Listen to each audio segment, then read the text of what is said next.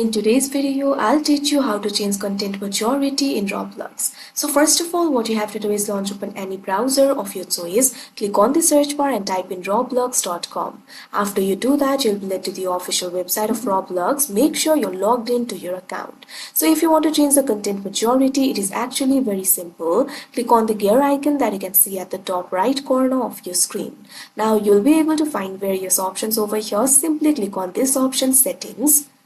Now after you do that, you'll be led to the settings interface. You'll be able to access various settings options over here. Right over here, you'll be able to find various options like account info, security, privacy and content restrictions, etc. Simply click on the third option, privacy and content restrictions. Now after you do that, you'll be led to the privacy and content restrictions interface. You'll be able to find various options over here. At first, you'll be able to find the option for content majority. Click on it. Now after you do that, you can see over here you'll be led to the content majority interface. You'll be able to choose a content majority level for your account. You'll be able to find the options like minimal, mild, moderate, restricted. You can simply drag this slider according to your choice.